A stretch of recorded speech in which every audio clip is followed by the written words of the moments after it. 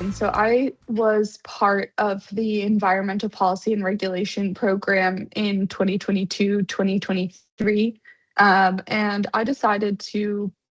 join the program after working for about 5 years in specifically environmental conservation, and also in tech entrepreneurship, which were two really disparate careers that I wanted to find ways to bring together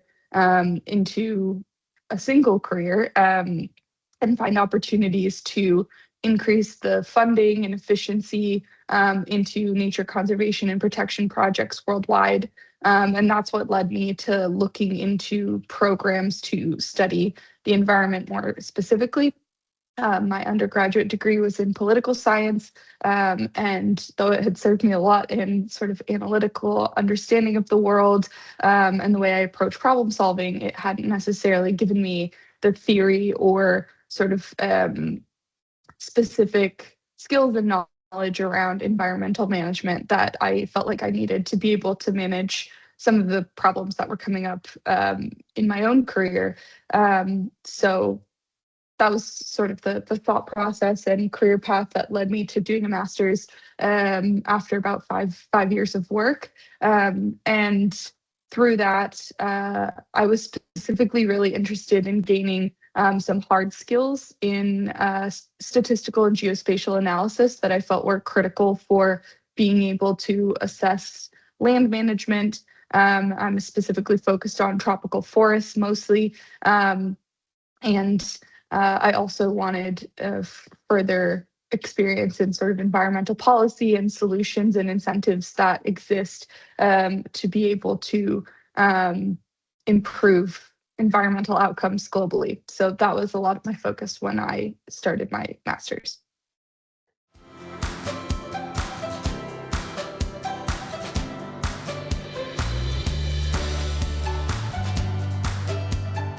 My role since I've left LSE has been specifically focused on nature-based carbon market development. And the reason I got involved in carbon markets and specifically nature-based carbon markets was, again, I was really interested in figuring out ways to efficiently fund the restoration and conservation of tropical forests globally. And carbon markets are currently one of the only really rapid ways to do that. So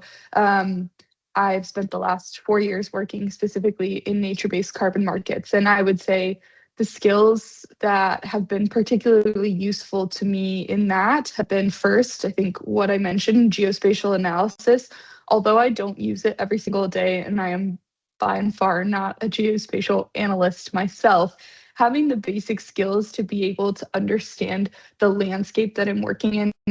and be able to sort of speak the same language as the forest scientists that I'm working with and look at the same maps and work within that,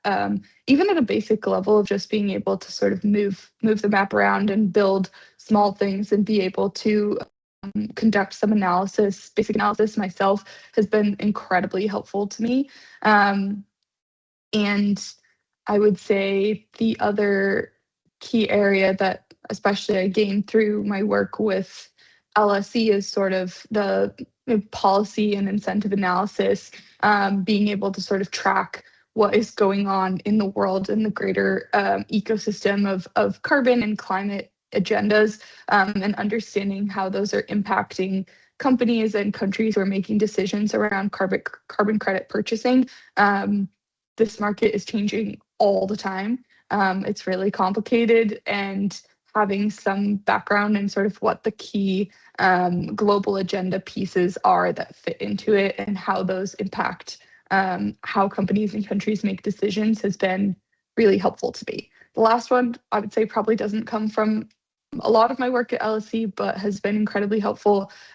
Specifically working in carbon markets, a huge amount of our work is sales and education, and working in sort of technical sales and explaining to companies how to understand what projects are high quality, why they should purchase any carbon projects, why climate change matters. And so sort of science communication mixed with some level of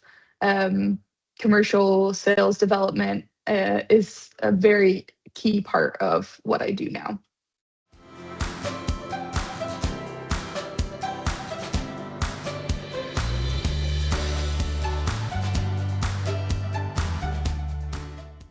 Maybe I can start with the obvious one from that list, which is climate change. I would say my sector exists because of climate change. The carbon market exists to be able to create a market-based solution to hopefully remove carbon dioxide from the atmosphere, when otherwise there is very little incentive to do so in the current way that our business environment works and the way that our global economies work based on fossil fuels. So like the work of many people in social and environmental sectors, my job is hopefully to put myself eventually out of business, and no longer need carbon credits to be able to combat climate change. But we're a long way away from that, unfortunately. Otherwise, I would say, equality, diversity, and inclusion are a huge part of what I do in terms of assessing the quality of projects and ensuring that the projects that we're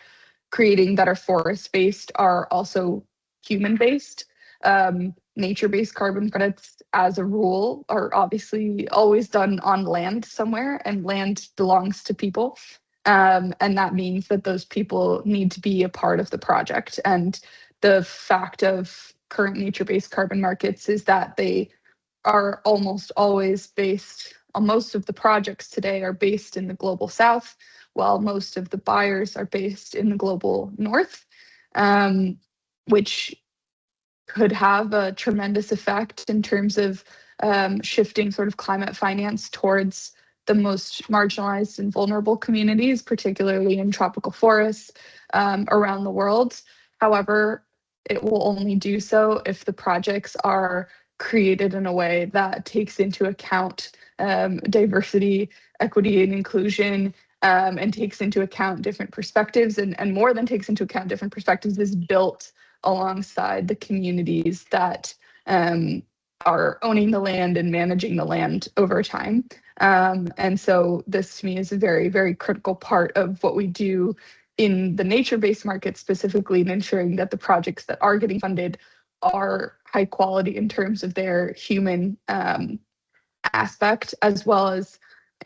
hopefully creating more projects that are driving income towards these communities in a way that's sustainable long term. The other three, digital transformation, migration, and conflict, I mean, there's almost no sector that it isn't impacted by those, of course, but perhaps these are less direct. Generative AI, I think, is impacting every sector. For us in carbon, certainly it directly impacts climate change, again, that interact with each other. The number of carbon credits that will be needed to overcome the energy that is being used now for generative AI is orders of magnitude higher than it would have been. And at the same time, generative AI tools can be incredibly useful to us in being more effective and rapid in the way that we can develop these businesses that are trying to counteract climate change. So it is sort of a strange, contradictory cycle at the moment, but I'm hopeful that some energy solutions will exist in the near future that make it such that generative AI can have the positive impact that it's having in terms of speeding up work without the negative environmental impact, and hopefully some less of the negative social impact as well. But it's a very challenging one that I'm certainly not an expert in. Migration and conflict, I think, again, perhaps more indirectly related to my sector. But I guess I'll go back to the point about nature-based solutions always being on a piece of land, and land can be impacted by migration, by conflict, very easily, especially in areas. I mostly have been working in Latin America, where land tenure security is not strong and land tenure is not well managed by governments, such that there is often a lot of conflict over land, and where boundaries exist and who benefits from certain pieces of land, which can really be a challenge for projects. So overall, carbon credits are part of a global market system, by definition, there's so much cross-border trade that they are impacted by all of these global forces very significantly.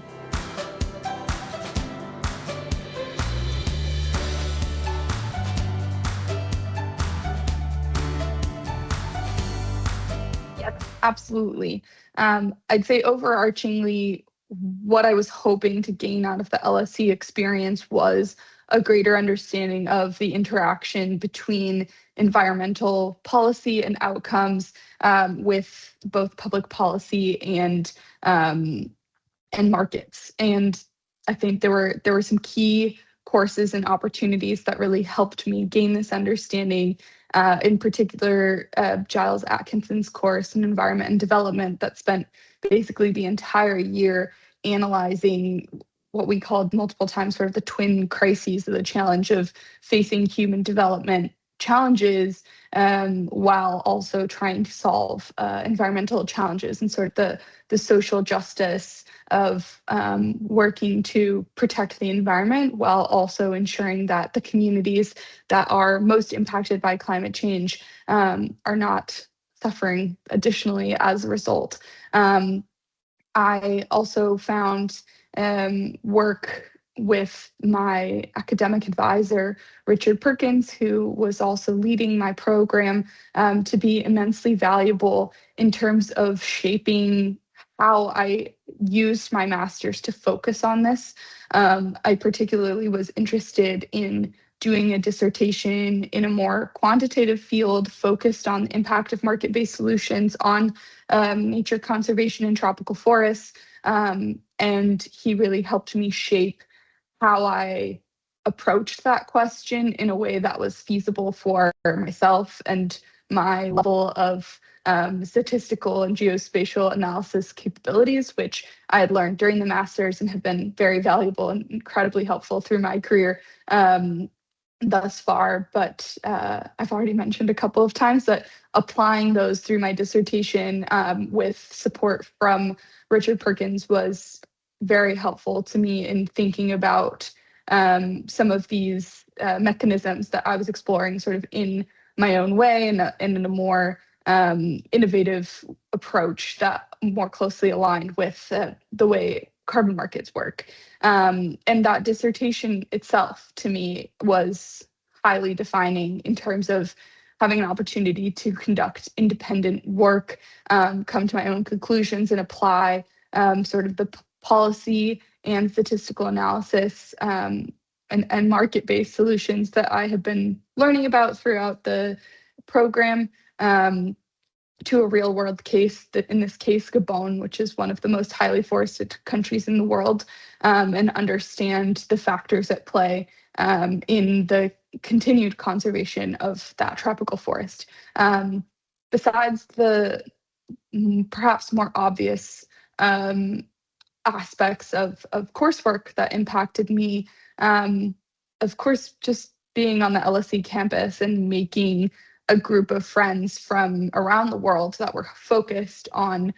the same problems in different ways within their own communities or elsewhere was one of the most edifying and, of course, happiest experiences of being at LSE. And I have continued relationships and hope to continue long-term relationships with the friends that I made that are working in environment and innovation and